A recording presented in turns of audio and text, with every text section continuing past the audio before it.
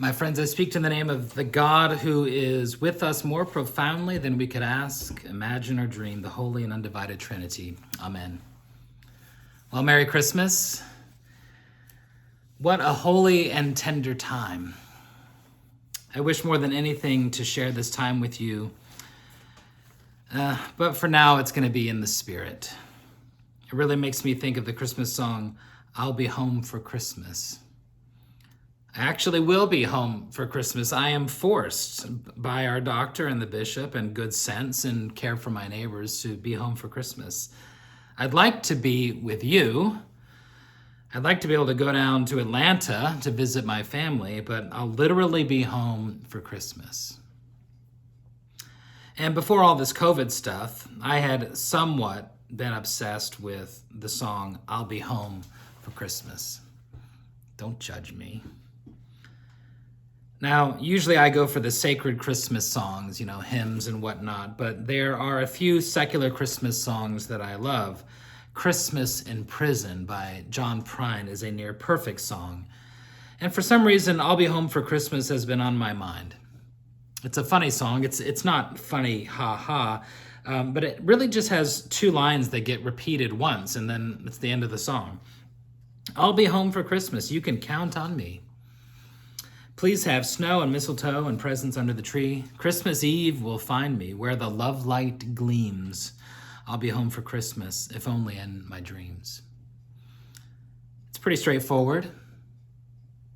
It's someone's notification to family and friends that they'll be home for Christmas and what they're looking forward to. We all have that food or that setup that we love, that really makes it Christmas. But we also learn that this person has been away from home. But then that last line, it makes me sit up and pay attention. I'll be home for Christmas, if only in my dreams. This is the hope and desire of someone who may not be coming home for Christmas. So the song starts by saying that they'll definitely be home, but it ends in real doubt. If only in my dreams.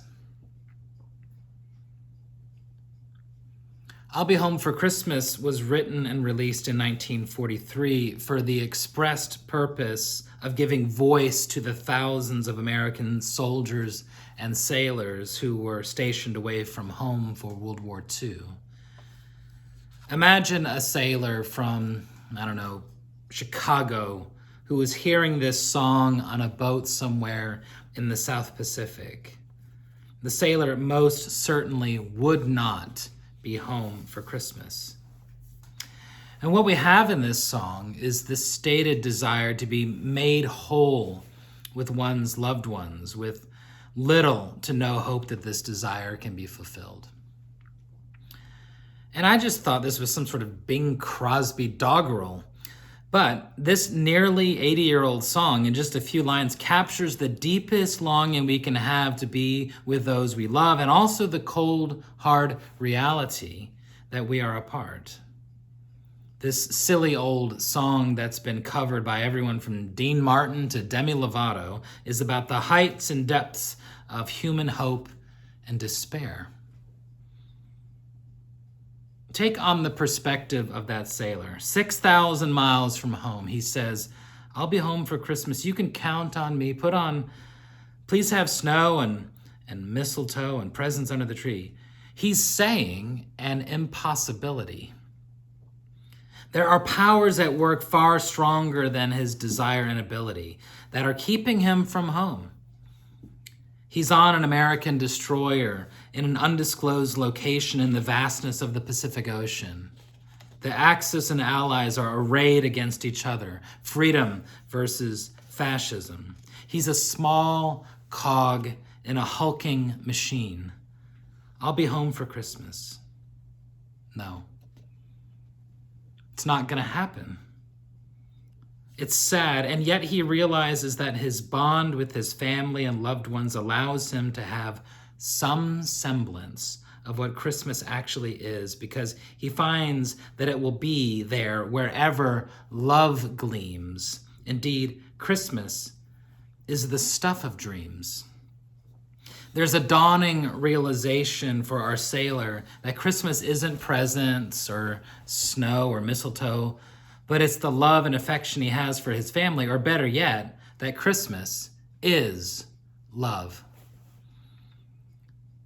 This calls to mind the great Christian martyr Dietrich Bonhoeffer, who, writing his family from prison on Christmas, said that the pain of their separation was a sign of their love for each other.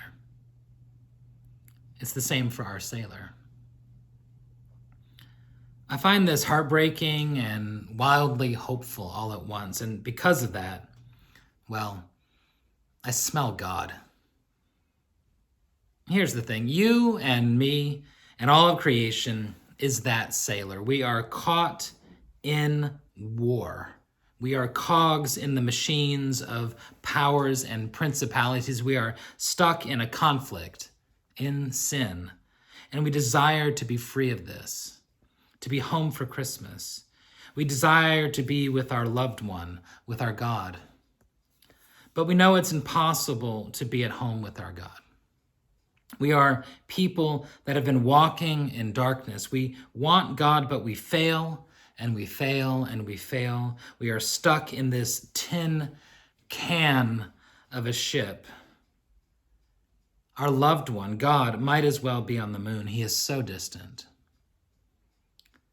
And yet our dream is to just be with God. And then we find that Christmas has come to us. Imagine that sailor pining for Christmas. He walks about the ship, squeezing through the cramped corridors of the ship, and then rounding the corner, the mess hall is somehow transformed into his parents' living room. There is mistletoe and presents and his parents, and look, his sweetheart. Through the porthole, he sees snow coming down on his neighbor's house. Christmas has come to him. It's like a dream. Christmas is a dream, but not a fanciful nothing. It's like Martin Luther King's dream. That kind of dream is already a reality in the mind of God. But at Christmas, God's mind, God's logos, becomes flesh.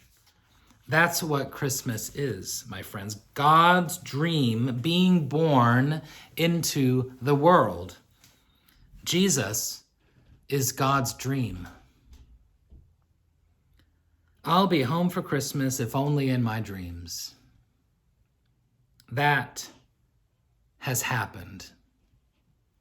Christmas came to us. Our home, our destiny is God, and Jesus is the dream of bringing the home to the sailor, to the sinner, to us. Our home came to us on Christmas. Amen, and Merry Christmas.